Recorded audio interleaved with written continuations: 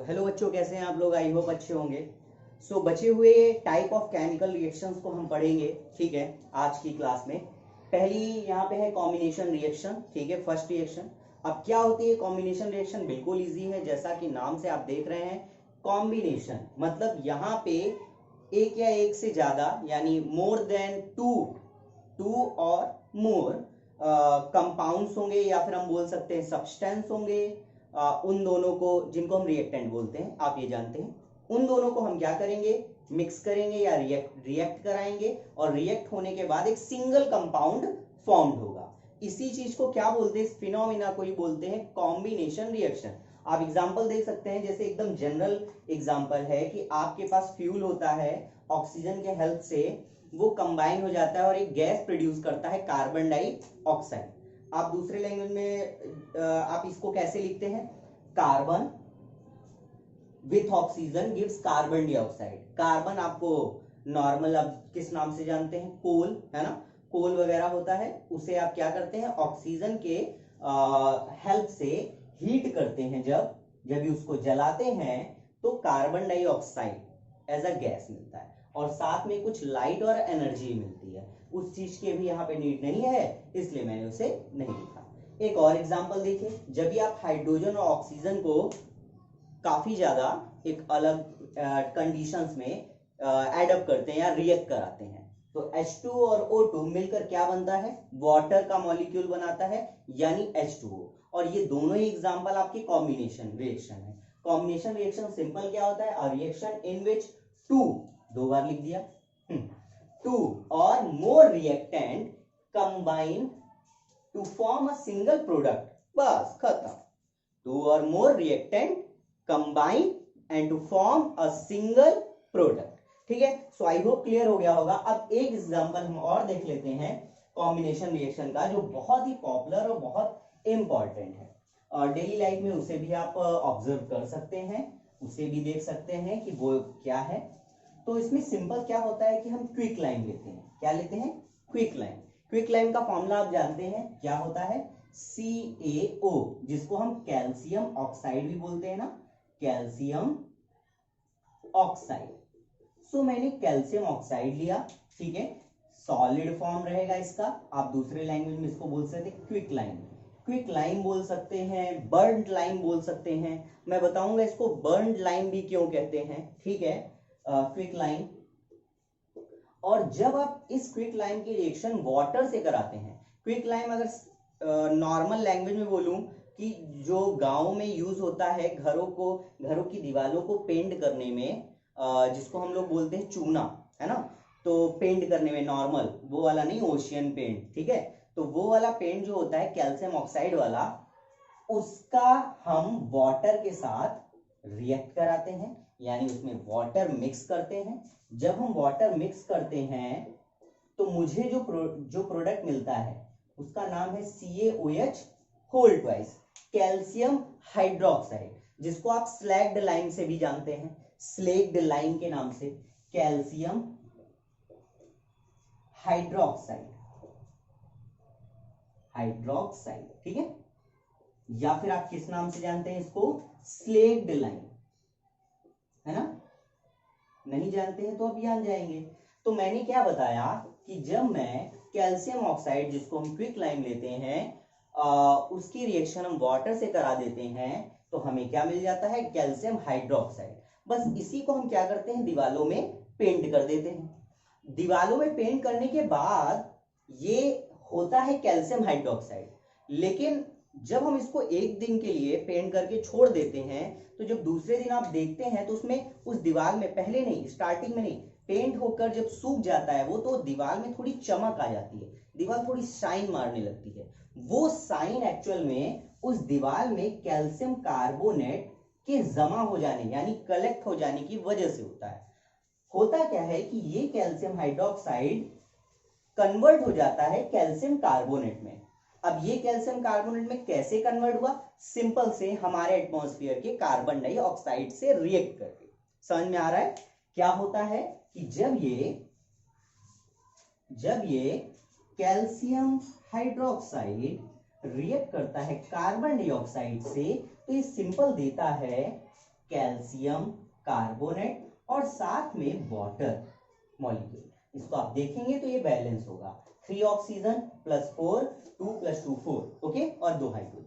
तो ये रिएक्शन हो रही होती है, और ये रिएक्शन जब आप एक दिन पेंट कर देते हैं, दूसरे दिन जब देखते हैं तब आपको एक साइनी सी लेयर है ना वॉल में दिखती है, ठीक है। अब बात आती है कैल्शियम ऑक्साइड मिलता कहाँ पे है? दुकानों में। दुकानों में कहाँ से आता है उसे मैं थोड़ी देर में बताऊंगा, ठीक है। अभी फिलहाल इस रिएक्शन को आप बहुत अच्छे से पढ़ लीजिएगा और लर्न कर लीजिएगा। बहुत प्यारी रिएक्शन है।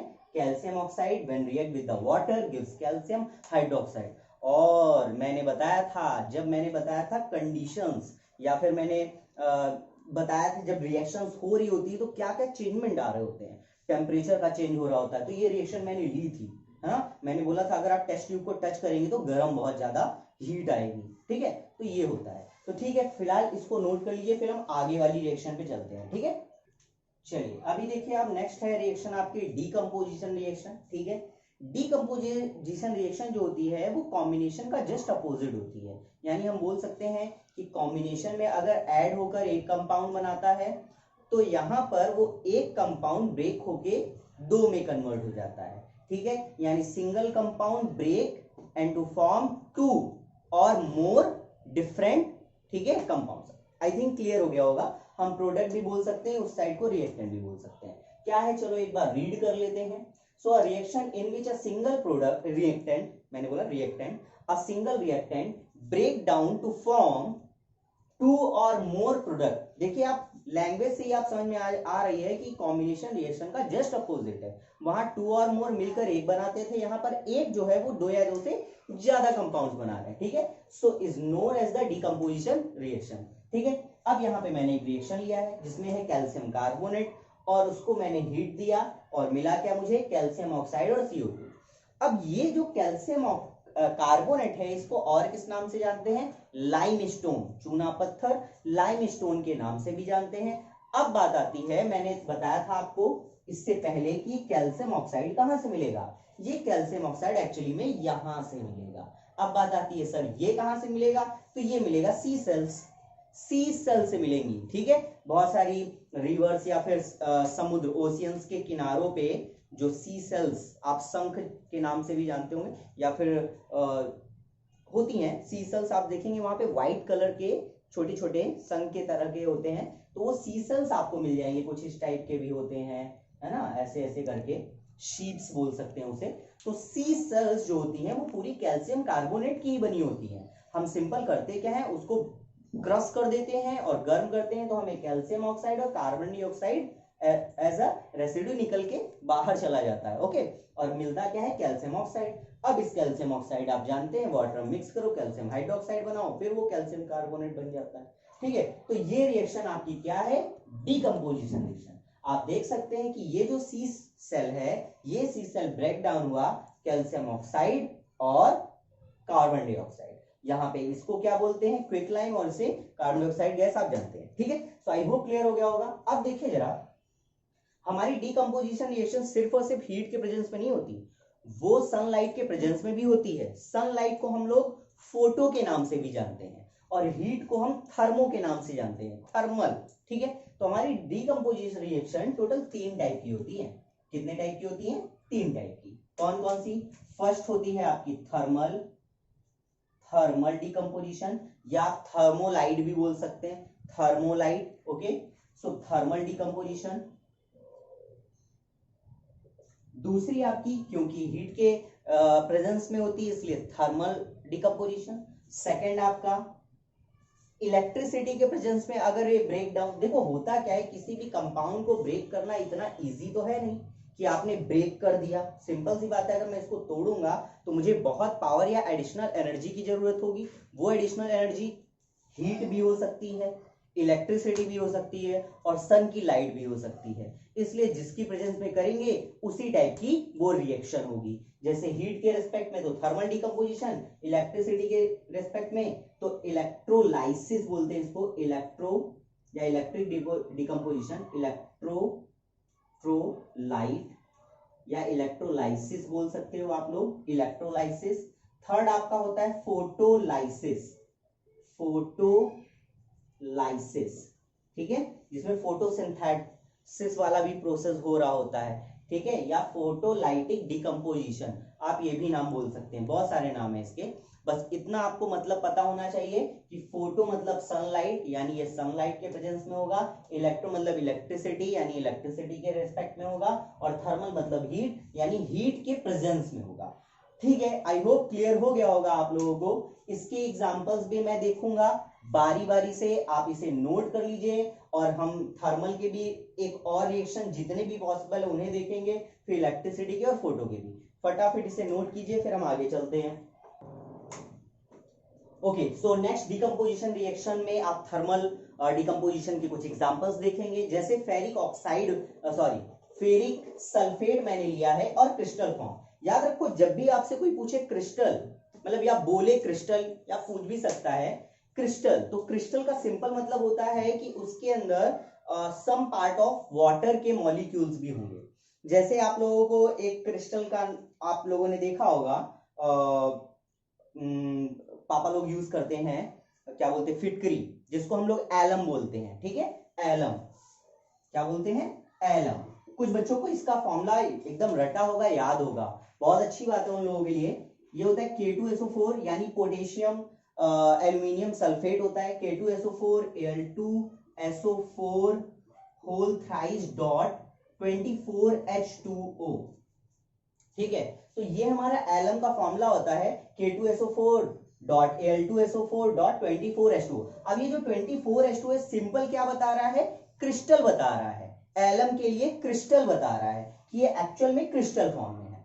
और एग्जांपल ले लेते हैं क्रिस्टल का, जैसे और एग्जांपल ले लेते हैं, जैसे मैं ले लेता हूं जिप्सम का एग्जांपल ले लेता हूं, ठीक है। अगर हम जिप्सम का एग्जांपल लें तो, या मैं अभी जिप्सम इसका कुछ नहीं बता रहा हूं, नॉर्मल एक कंपाउंड बोल रहा हूं, ठीक है, CaSO4 डॉट, चलो हाफ H2O। तो अगर मान लो मैंने कैल्शियम सल्फेट लिया CaSO4 और मैंने बोला हाफ H2O, तो इसका साफ मतलब हुआ ये जो कैल्शियम सल्फेट है वो क्रिस्टल की फॉर्म में है। क्लियर है। मैं किसी में भी H2O ऐसे करके डॉट H2O कुछ भी जो बोलता हूं, that means it is in the form of crystal.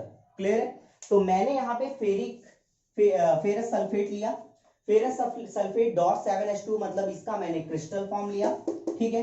अब याद रखो, जो फेरस यानी Fe होता है वो ग्रीन कलर देगा, ठीक है, सल्फेट के साथ, यानी फेरस सल्फेट ग्रीन कलर का होता है आपका। ऑलवेज रिमेंबर, फेरस सल्फेट आपका किस कलर का होता है, ग्रीन।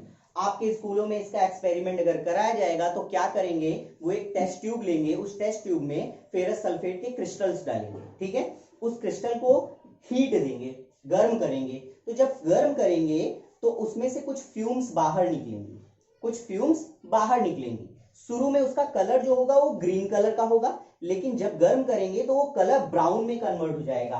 तो वो जो ब्राउन रेसिड्यू नीचे है उसे बोलेंगे हम फेरस ऑक्साइड, और ऊपर से जो फ्यूम्स निकल रहे हैं वो सल्फर डाइऑक्साइड और sulphur trioxide as a gas form में बाहर निकल रही होगी। इसकी स्मेल बहुत ही भद्दी, बहुत ही गंदी होती है। आप ये बोल सकते हैं कि स्मेल लगभग होती है जैसे पटाखों के धुओं से आवाज निकलती है, आवाज नहीं यार, वो जो धुआं निकलता है जब आप पटाखे दिवाली में बजाते हैं तो जो स्मेल आती है ना, वैसी आवाज होती है, ठीक है। वैसे भी सल्फर थोड़ा ऐसा एक्सप्लोजिव होता है, तो सल्फर डाइऑक्साइड वही एक्सप्लोजिव के जलने की वो जो बेकार से जो बदबू आती है उस वैसी महक आती है, ठीक है।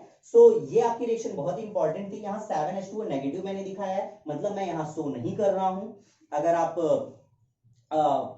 मास बैलेंस का देखेंगे तो यहाँ पे इसको भी अगर ऐड करेंगे तो बैलेंस हो जाएगा। वैसे नॉर्मली देखिए तो दो आयरन है, यहाँ पे भी दो, ठीक है। सल्फर डाइऑक्साइड, तो यहाँ पे SO4 ब्रेक हो चुका है, SO2 और SO3 में ऑक्सीजन 2, 3 2 5 5 3 कितना हो गया 8। अब यहाँ देखिए 7 बन जाए 7, और यहाँ पे आप Fe2SO3, अच्छा इसको मत लीजिएगा, इसको मत लीजिएगा, ठीक है, इसको लेंगे तो गड़बड़ हो जाएगा। तो Fe2O3 आप ले लिए, ठीक है, क्योंकि 4 3 12 है ना, तो 12 हो गया, यानी कि यहाँ पे, हाँ राइट है, तो 3 3 6 प्लस 2 8, तो 4 2 जा 8 कंप्लीट है। और SO2 यानी 2S है, 2S यहाँ पर भी है, तो अगर देखेंगे तो ये बैलेंस रिएक्शन है। तो सिंपल मुझे याद क्या करना है, मुझे याद करना है कि जो मेरा फेरस सल्फेट है वो फेरिक ऑक्साइड में कन्वर्ट हो चुका है जब मैंने उसको हीट किया। मैंने टेस्ट ट्यूब लिया, फेरस ऑक्साइड फेरस सल्फेट को गर्म किया, फेरस ऑक्साइड में कन्वर्ट हो गया, मतलब ये समझ सकते हैं ये इसमें कन्वर्ट हो गया। ठीक है, तो चलो ठीक, बहुत अच्छी बात है। एक एग्जांपल हम और ले लेते हैं थर्मल का, ये ले लेते हैं। यहां पे मैंने लेड नाइट्रेट लिया, ये भी बहुत पॉपुलर एग्जांपल है आपके क्लास में। Lead nitrate PbNO3 whole twice, ये लेड नाइट्रेट का आपका फॉर्मूला है। यहां पे मैंने इसके 2 मॉलिक्यूल्स लिए, ठीक है, PbNO3 होल ट्वाइस एंड 2 मैंने लिए जब इसके मॉलिक्यूल। अब मैं क्या कर रहा हूं, फिर से इसको गर्म करूंगा। याद रखो हमारी जो रिएक्शन हो रही है वो डीकंपोजिशन रिएक्शन हो रही है, यानी एक सर्टेन कंपाउंड या रिएक्टेंट दो या दो से ज्यादा कंपाउंड्स में ब्रेक होगा या प्रोडक्ट में ब्रेक होगा। यहां मैं फिर से इसको हीट करूंगा, तो मेरा जो प्रोडक्ट मिलेगा वो मिलेगा लेड ऑक्साइड यानी PbO, 2 PbO, साथ में मुझे मिलेगा 4 नाइट्रोजन डाइऑक्साइड NO2, और साथ में और मिलेगा मुझे ऑक्सीजन। बैलेंस करके देख लेते हैं, यहां पे देखें तो 3 2 जा 6, 6 2 जा 12, ऐसे करते हैं ना। जैसे ऑक्सीजन देखें तो 3 2 जा 6 एंड 6 2 जा 12, 12 ऑक्सीजन। तो पहले ऑक्सीजन को बैलेंस करके देखते हैं, 2 4 2 जा 8 प्लस 2 10, 10 to 12 बैलेंस है। अब लेड देखते हैं, लेड कितने हैं 2, यहाँ पे कितने, यहाँ पे भी 2 है।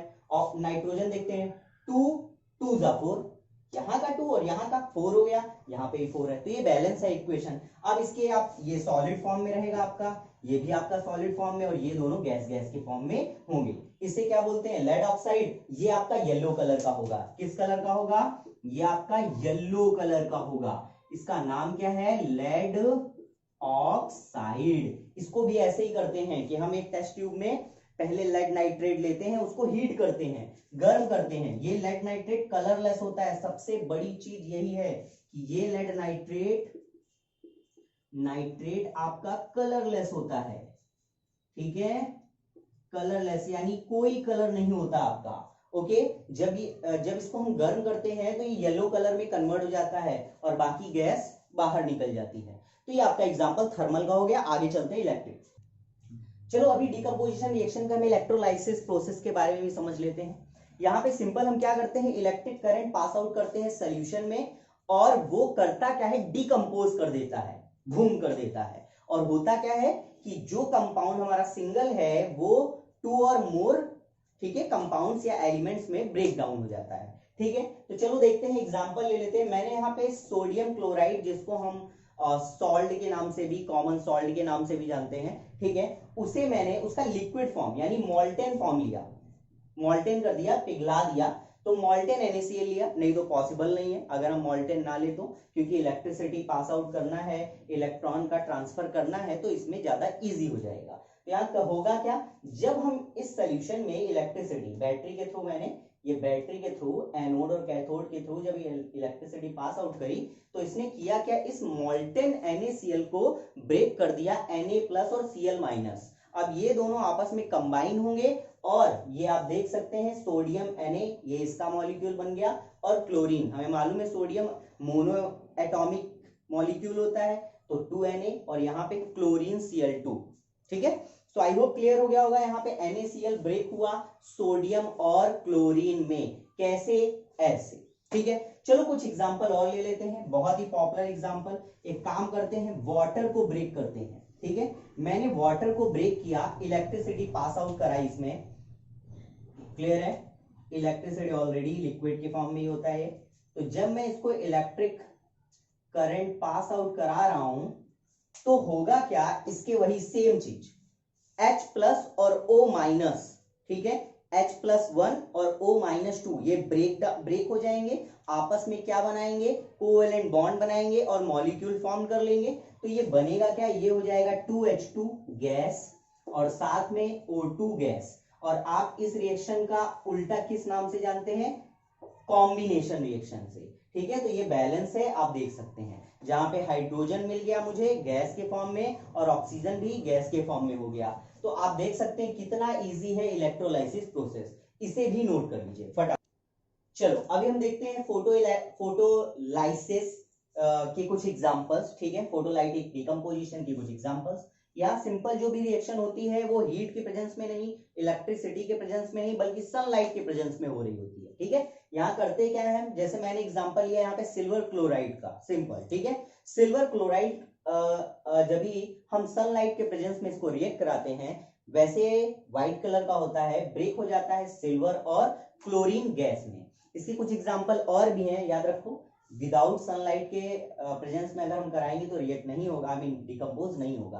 तो जब भी AgCl को आप सनलाइट के प्रेजेंस में कराएंगे तो Ag और क्लोरीन गैस यानी सिल्वर और क्लोरीन गैस मिलेगा। अभी देखेंगे एक और एग्जांपल, AgBr, Cl यानी क्लोरीन, ब्रोमीन या ब्रोमाइन, आयोडीन, इन सभी को हम हैलाइड्स बोलते हैं, ठीक है, या हैलोजन ग्रुप के एलिमेंट्स भी बोलते हैं, ठीक है। सो इनका बहुत इंपॉर्टेंट यूज है, अभी थोड़ी देर में बताता हूं। इसको भी हम सनलाइट के प्रेजेंस में ही कराएंगे, ठीक है। मुझे सेम मिलेगा Ag&Br2 गैस, और ये सॉलिड फॉर्म में रहेगा, ठीक है। इसको हम क्या बोलते हैं, ये हमारा रहता है, इसको बोलेंगे silver bromide, okay, silver bromide. और ये कलर होता है येलो कलर का, ठीक है, ये येलो कलर का होता है हमारा। अब देखो ये जो दोनों रिएक्शंस हैं जिनको हम बोलेंगे सिल्वर हैलाइड, मैंने बताया ये क्लोरीन और ब्रोमाइन ये दोनों हैलोजन ग्रुप के हैं एलिमेंट, जो पीरियोडिक टेबल क्लासिफिकेशन में बताऊंगा। तो हैलोजन ग्रुप की वजह से इनके कंपाउंड का नाम होता है सिल्वर हैलाइड। तो सिल्वर हैलाइड का यूज हम लोग करते हैं photo, black and white photo खींचने में। ब्लैक एंड व्हाइट कैमरे में फोटो खींचते हैं ना, तो वो फोटो ब्लैक एंड व्हाइट लेने के लिए हम ऐसी रिएक्शंस यानी सिल्वर क्लोरीन और सिल्वर ब्रोमाइन के पाउडर्स का यूज करते हैं, जिससे वो फोटो से रिएक्ट करके ब्लैक एंड व्हाइट कलर देता है। क्लियर है ना। सो आप याद रखिएगा कि in photography we use the silver halide. इनको क्या बोलेंगे, हैलाइड। हैलाइड मतलब silver chloride, silver bromide. We use silver halide in black and white,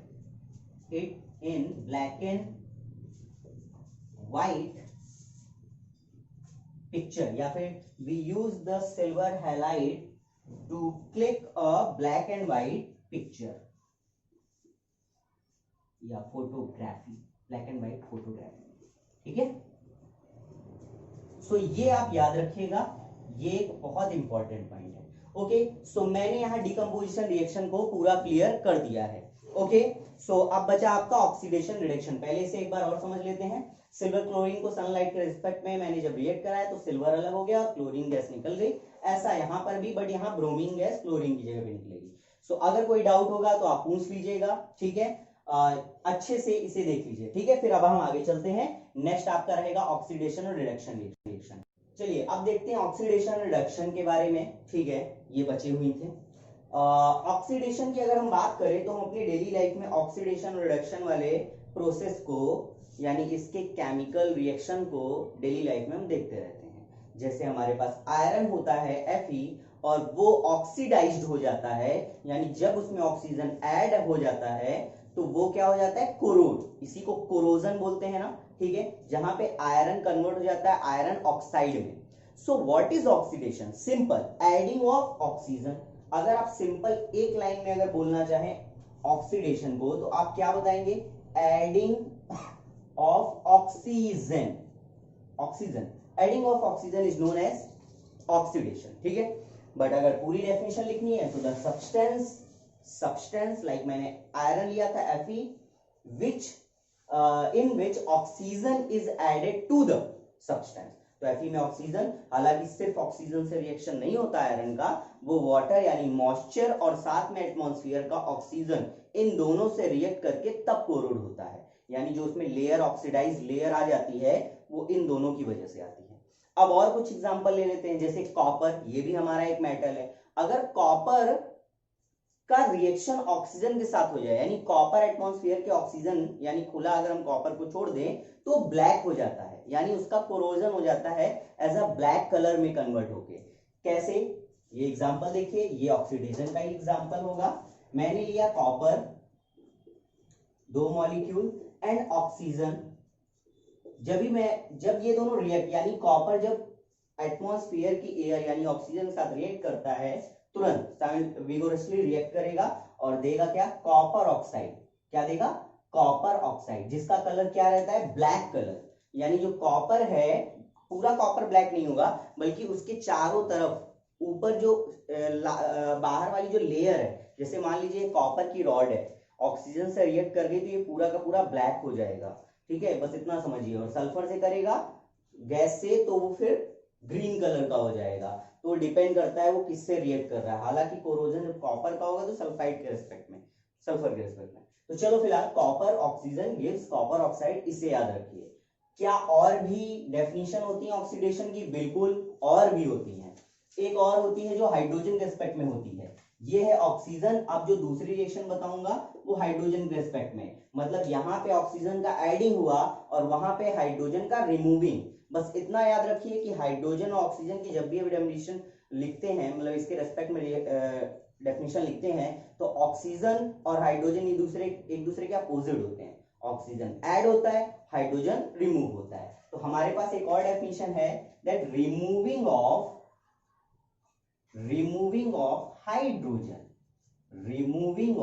hydrogen is also known as what, oxidation. Clear है? तो यहां मैं लिख देता हूं, the substance in which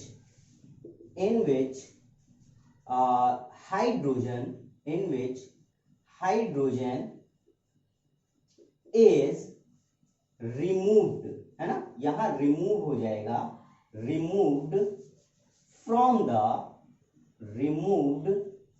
the substance। ठीक है, तो यहां टू द सब्सटेंस और यहां फ्रॉम द सब्सटेंस, इसे याद रखिएगा। इसका भी एग्जांपल ले लेते हैं, इसको क्लियर, ये सॉलिड फॉर्म में, गैस फॉर्म में, सॉलिड फॉर्म में। ठीक है, तो यहां रिएक्शन ले लेते हैं, हाइड्रोजन सल्फाइड का ले लेते हैं। ठीक है, मैंने हाइड्रोजन सल्फाइड लिया 2H2S और उसने ऑक्सीजन से, एटमॉस्फेयर से रिएक्ट करा। मतलब सिंपल, मैंने हाइड्रोजन सल्फाइड को बाहर छोड़ दिया। बहुत पॉइजनस गैस होती है हाइड्रोजन सल्फाइड। जब मैंने ऐसा किया तो यहां से ये हाइड्रोजन डिस्प्लेस होके ऑक्सीजन के पास आ गया और बनाया क्या, वाटर, यानी 2H2O और साथ में सल्फर 2S। ठीक है, आई होप क्लियर हो गया होगा, एकदम इजी है। ठीक है, तो अगर आप ध्यान से देखें इस ऊपर वाली रिएक्शन में, तो यहां पे ऑक्सीजन क्या हो रहा है, कॉपर में ऐड हो रहा है। देखिए, ये अगर कॉपर की बात करें और इसको कंपेयर करें इस वाले कंपाउंड से, तो कॉपर कन्वर्ट हो गया है कॉपर ऑक्साइड में। और अगर हम इधर बात करें हाइड्रोजन सल्फाइड की, तो ये रिड्यूस हो गया और हाइड्रोजन सल्फाइड कन्वर्ट हो गया सल्फर में। तो ये आपका ऑक्सीडेशन हुआ, क्योंकि adding of oxygen in the substance. And यहां देखें तो रिमूव हुआ, हाइड्रोजन रिमूव कहां से, फ्रॉम द सब्सटेंस। हमारा सब्सटेंस कौन है, हाइड्रोजन सल्फाइड, हाइड्रोजन रिमूव क्या बन गया, सल्फर। ठीक है, so removing of hydrogen is also known as oxidation and adding of oxygen known as oxidation. तो एक तरफ ऑक्सीजन ऐड होगा और दूसरी तरफ हाइड्रोजन रिमूव हो रहा होगा। सिर्फ यही नहीं, कुछ और भी है, मतलब एक और है। मैंने बताया 3 डेफिनेशन आपको अभी पढ़नी पड़ेगी और 2 डेफिनेशन और जो नॉन मेटल और मेटल से रिलेट होंगी। तो चलो एक और देख लेते हैं हम लोग। थर्ड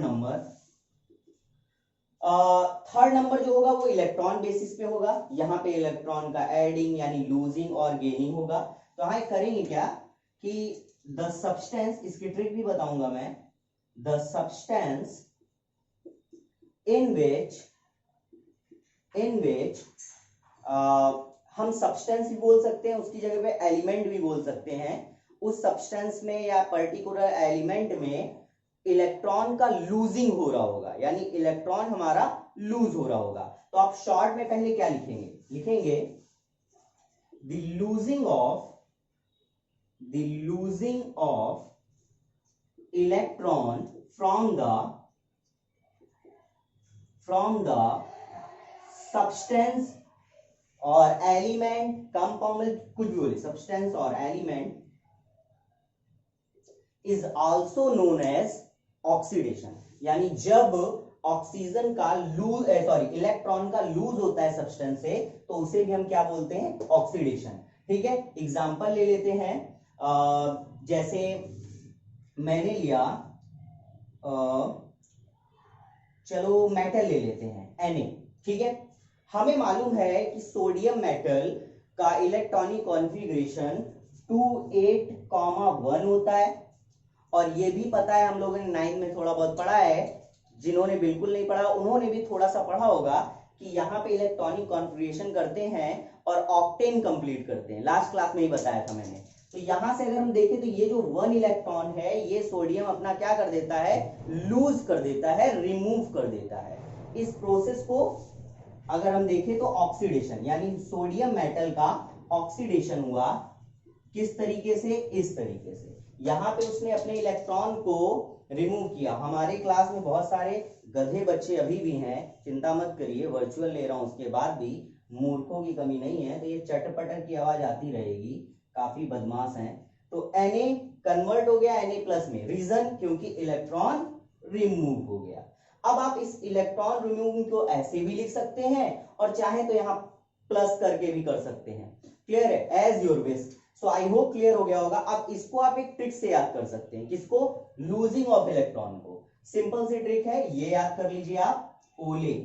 हाँ, गाना ओले ओले ओले जब भी कोई, ठीक है बस। तो ओले से याद कर सकते हैं। ओले से क्या, ऑक्सीजन इज लूजिंग इलेक्ट्रॉन, खत्म, ऑक्सीजन इज लूजिंग इलेक्ट्रॉन। तो फटाफट इसे पॉज करिए, नोट कीजिए, हम आगे बढ़ते हैं। चलिए अब देखते हैं हम लोग रिडक्शन के बारे में। ऑक्सीडेशन हम लोगों ने कंप्लीट कर लिया, ठीक है। सो अगर आप देखें इन डेफिनेशंस को, तो आपको पता चलेगा कि जो रिडक्शन है वो ऑक्सीडेशन का जस्ट अपोजिट है। तो जैसे पहला आप देखिए डेफिनेशन क्या लिखा हुआ है, the process in which oxygen is removed, और वहां क्या हो रहा था, ऑक्सीजन इज एड, ठीक है, यानी adding of oxygen is known as oxidation. नाम से ही लग रहा है ऑक्सीडेशन, यानी एडिंग ऑफ ऑक्सीजन। और यहाँ क्या होगा, रिमूविंग ऑफ, मतलब यहाँ पे क्या होगा, यहाँ होगा रिमूविंग ऑफ ऑक्सीजन। यानी अगर ऑक्सीजन का रिमूव हो गया तो इसे क्या बोलेंगे हम, रिडक्शन, ठीक है। अब दूसरी डेफिनेशन क्या है, the process in which hydrogen is added to the substance, यानी वहां पे क्या था, रिमूविंग ऑफ हाइड्रोजन, और इधर पे क्या है, एडिंग ऑफ हाइड्रोजन, यानी और adding of hydrogen is known as reduction, ठीक है। तो रिडक्शन की आपने दो डेफिनेशन देख ली, जस्ट अपोजिट था ऑक्सीडेशन का। अब एग्जांपल देख लेते हैं। जैसे आप देखिए, आप पोटेशियम क्लोरेट लिया, याद रखिएगा एग्जांपल्स, ठीक है।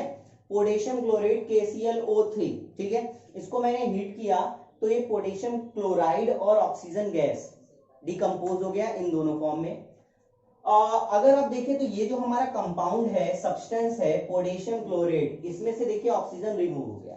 यानी अगर इस सब्सटेंस को देखें तो यहां से ऑक्सीजन रिमूव हुआ, यस। तो इस प्रोसेस को, इस रिएक्शन को क्या बोलेंगे, ऑक्सीडेशन रिएक्शन। क्लियर हुआ, समझ में आ गया आप लोगों को, क्योंकि इस सब्सटेंस से ऑक्सीजन रिमूव हुआ, सॉरी ऑक्सीडेशन गलत हो गया, आई एम सॉरी, रिडक्शन, क्योंकि ऑक्सीजन रिमूव हुआ तो इसे हम क्या बोलेंगे, रिडक्शन, ठीक है, प्रोसेस को रिडक्शन। अब यहां देखते हैं, मैंने बोला एडिंग ऑफ हाइड्रोजन, तो हमारा सब्सटेंस इस बार सोडियम है, उसमें हाइड्रोजन ऐड हुआ, और देखिए सब्सटेंस क्या हुआ,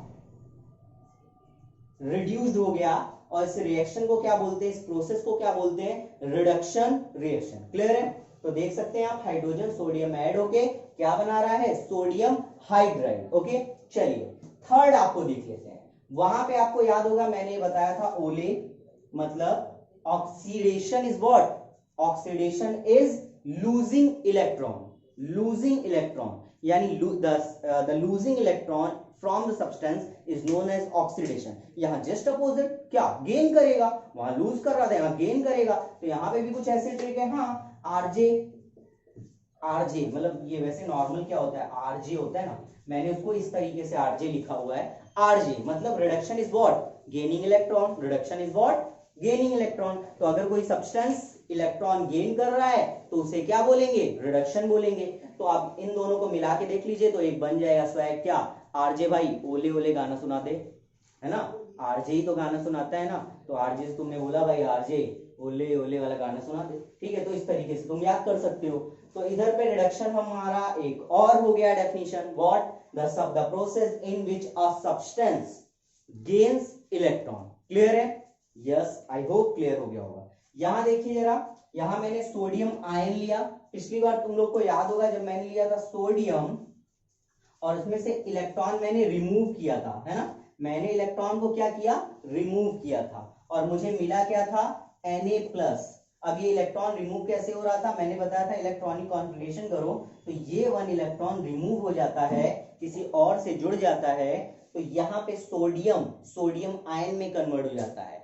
जो Na है वो Na+ में कन्वर्ट हो जाता है। बट यहाँ पे उल्टा है, यहाँ पे मैंने इस बार सोडियम आयन लिया है और उसमें एक इलेक्ट्रॉन दे दिया, ठीक है, तो बैलेंस हो गया। यानी जैसे मेरे पास था 2,8, जब एक इलेक्ट्रॉन दे दिया तो बन गया 281, यानी सोडियम। क्लियर है?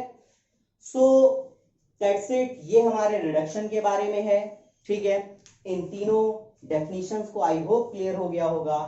थोड़े हम देखेंगे डिफरेंस इन दोनों में क्या है, ठीक है। तो चलो देख लेते हैं डिफरेंस क्या होगा, बहुत ही ज्यादा इजी होगा।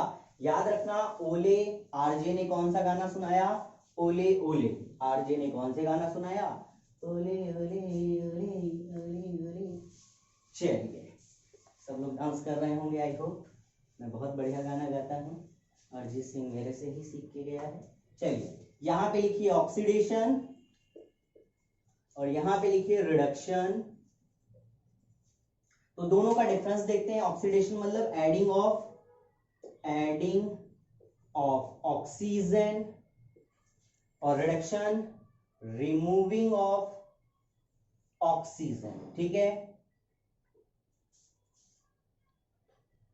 अच्छा, अब बात करते हैं ऑक्सीडेशन। तो रिमूविंग ऑफ हाइड्रोजन, ठीक है, और यहां पे एडिंग ऑफ हाइड्रोजन, ठीक है, ओके। इसके बाद थर्ड है लूजिंग ऑफ इलेक्ट्रॉन मतलब ओले ओले, और यहां पे गेनिंग ऑफ इलेक्ट्रॉन मतलब आरजे।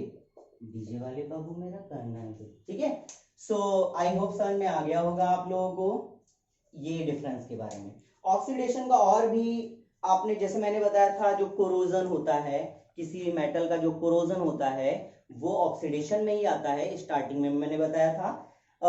कोरोजन को ही एक नाम से और जानते हैं जिनको बोलते हैं हम लोग रस्टिंग। ये रस्टिंग क्या होता है, स्पॉइलिंग ऑफ मेटल, ये बोल सकते हैं, जहां पे वो बहुत डल हो जाता है। जैसे आयरन की जब भी रिएक्शन मॉइस्चर से और ऑक्सीजन से करा देते हैं तो आयरन ऑक्साइड में कन्वर्ट हो जाता है। इस प्रोसेस को ही क्या बोलते हैं, रस्टिंग ऑफ आयरन या फिर कोरोजन। इसी से मिलता जुलता एक चीज और होता है, यहाँ पे मेटल खराब होता है। अगर खाना यानी जो फूड्स है अगर वो खराब होने लगे तो इस प्रोसेस को यानी spoiling of food is known as rancidity. तो एक वर्ड आएगा यहाँ पे रेंसिडिटी, जहां पे फूड आपका स्पॉइल हो जाता है। जब आप फूड को खुले में छोड़ देते हैं कुछ टाइम के लिए, है ना, बासी बोलते हैं ना, बासी खाना हो गया भाई, तो उसमें वो क्या हो जाता है, खराब हो जाता है, उसमें से कुछ स्मेल आने लगती है। ऐसे आप ऐसे स्मेल करते हैं, अरे यार ये तो खराब हो गया, तो वहां पे स्मेल आने लगती है।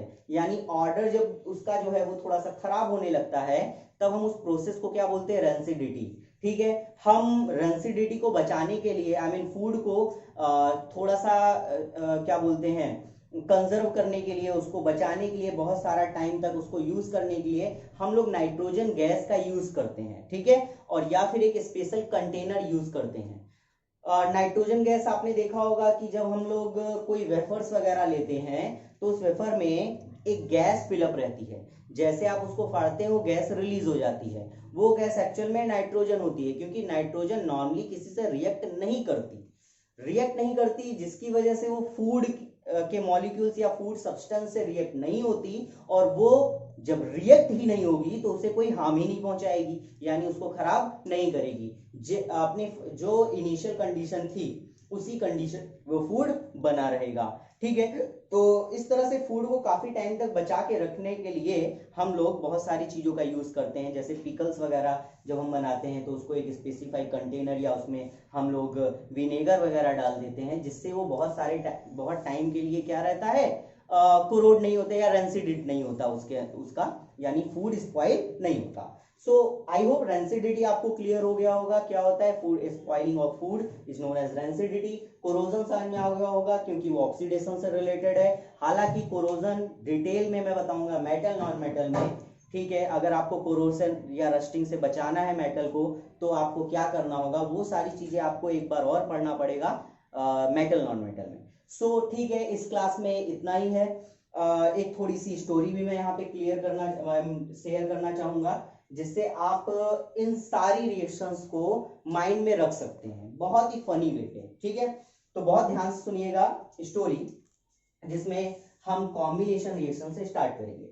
आप जानते हैं इस समय क्या चल रहा है, लॉकडाउन चल रहा है, ठीक है। सो लॉकडाउन में कोई कहीं आ जा तो सकता नहीं है, ठीक है। सपोज दैट आप वो आता है ना वाइल्ड लाइफ वाला जो एक क्या था, बेयर ग्रिल्स, ठीक है, जो भी उसका नाम आई डोंट नो, तो उसके साथ आप काम कर रहे सपोज दैट, ठीक है। तो वो सिचुएशन आ गई, आप जंगल वंगल फंस गए हैं, ठीक है, या आप घर में हैं, ठीक है। तो अभी क्या है, थोड़ा ठंडी का मौसम है, तो आपको क्या चाहिए, थोड़ी गर्मी चाहिए, क्योंकि ठंडी का मौसम है तो गर्मी तो चाहिए। तो ठंडी के मौसम में जब आपको गर्मी की जरूरत होती है, हीट की जरूरत होती है, तो आप क्या करते हैं, आप सिंपल लेते हैं कार्बन और ऑक्सीजन के साथ रिएक्ट कराते हैं, बन जाता है कार्बन डाइऑक्साइड और हीट और एनर्जी। अब एक बात बताइए, इस रिएक्शन को क्या बोलते हैं, कॉम्बिनेशन रिएक्शन, ठीक है। अच्छा, लॉकडाउन में कुछ ला तो सकते नहीं, तो आसपास की जो चीजें उसी का यूज करेंगे, ठीक है, बहुत अच्छी बात है। अब क्या है कि दीपावली का टाइम आ चुका है, आपको घर को पेंट करना है। अब घर को अगर पेंट करना है तो आपको क्या चाहिए, क्विक लाइन चाहिए या फिर आपको स्लैग्ड लाइन चाहिए। अब वो क्विक लाइन या स्लैग्ड लाइन आएगा कहां से, मैंने बताया था एक रिएक्शन कैल्शियम कार्बोनेट, जब आप इसको डिकम्पोज यानी हीट देते हैं, ब्रेक करते हैं, तो कैल्शियम ऑक्साइड और कार्बन डाइऑक्साइड मिलता है कि नहीं। तो यही रिएक्शन, ये रिएक्शन होती क्या है, डिकम्पोजिशन रिएक्शन होती है। तो मुझे याद समझ में आ गया, हमने पढ़ा था 10th में फर्स्ट चैप्टर में कि भाई डिकम्पोजिशन रिएक्शन से हम कैल्शियम ऑक्साइड ला सकते हैं। और कैल्शियम ऑक्साइड की जब रिएक्शन हम वाटर से करते हैं, जब हम कैल्शियम ऑक्साइड की रिएक्शन वाटर से करते हैं, तो हमें मिल जाता है स्लैग्ड लाइन यानी कैल्शियम हाइड्रोक्साइड। और इसी को तो हम, है ना, रंगाई वंगाई करते हैं, पेंटिंग करते हैं, क्लियर है ना। अच्छा, बहुत अच्छी बात है, आपने घर को पेंट कर लिया है, कॉन्ग्रेचुलेशन। अब एक बात बताइए कि मैंने क्या बताया था, कैल्शियम हाइड्रोक्साइड को जब आप खुले में छोड़ देते हैं तो क्या होता है। अच्छा, इसको भी आप कॉम्बिनेशन बोल सकते हैं, बिल्कुल ये कॉम्बिनेशन ही है, ठीक है, ये डिकम्पोजिशन रिएक्शन है। अब अगर आप इसको खुले में छोड़ देते हैं तो एक बात बताइए, CaOH होल ट्वाइस किससे रिएक्ट करता है, बाहर की कार्बन डाइऑक्साइड से, और कन्वर्ट हो जाता है CaCO3 और साथ में H2O वाटर में, सही बात है। अब अगर आप इस रिएक्शन को गौर से देखेंगे तो ये आपका डबल डिस्प्लेसमेंट रिएक्शन हो जाएगा, बिल्कुल। अगर आप देखें तो CH और ये इसका एक O मिक्स होकर CaCO3 और H2O यानी डिस्प्लेस हो रहा है, एक प्लस और माइनस दूसरा वाला, ठीक है। सो यहाँ पे एक चीज का खास और इंटरेस्टिंग आपको दिखेगा कि आपने स्टार्टिंग में क्या लिया था, CaCO3, है ना। CaCO3 को जब आपने ब्रेक डाउन किया तो आपको मिला CaO, और जब आपने इसमें इसकी रिएक्शन वाटर से कराई H2O तो आपको मिल गया CaOH whole twice. And then जब आपने इसको एटमॉस्फेयर में की कार्बन डाइऑक्साइड से रेट कराया तो फिर से मिल गया CaCO3। कितना इंटरेस्टिंग सर्कल है ना ये, कि CaCO3 वापस मुझे गोल घूम के फिर से मिल गया, और वही आसपास के रिएक्शन से। आगे चलते हैं, थोड़ी सी अपनी इस रिएक्शन को आगे ले चलते हैं, ठीक है। अब क्या हुआ कि हमें ऑक्सीडेशन और रिडक्शन के बारे में भी समझना है। तो ऑक्सीडेशन सिंपल सी चीज है कि हमारे फूड्स स्पॉइल हो रहे हैं। क्यों स्पॉइल हो रहे हैं? क्योंकि वो ऑक्सीजन के, एटमॉस्फेयर के ऑक्सीजन से रिएक्ट कर रहे हैं, जिससे वो रेंसिडिट हो गए, सड़ गए और खराब हो गए। तो ये जो आपने नॉर्मल लाइफ में ये रिएक्शन देखी, तो ये किस तरह की रिएक्शन है? ऑक्सीडेशन रिएक्शन है। तो यहाँ पे अगर आप देखिए तो डेली लाइफ में सारी रिएक्शंस आपके आसपास चलती रहती है, होती रहती है, बस आपको उसे ऑब्जर्व करना पड़ता है। ठीक है, सो इतना क्लियर हो गया होगा। अब इसमें एक चीज मेरे को और याद आ रही है, तो उसे भी देख लीजिए। इन दोनों रिएक्शन का कॉम्बिनेशन, इन दोनों रिएक्शन का कॉम्बिनेशन जिसको क्या बोलते हैं? रेडॉक्स रिएक्शन, जो कि काफी इंपॉर्टेंट है, तो उसे भी देख ही लेते हैं। Redox reaction, redox reaction. अब ये किस टाइप की रिएक्शन है, ध्यान से देखिएगा। अगर हम रेडॉक्स को ब्रेक करें तो रेड मतलब रिडक्शन और ऑक्स मतलब ऑक्सीडेशन, यानी ये रिडक्शन और ऑक्सीडेशन का कॉम्बिनेशन होगा। बिल्कुल सही।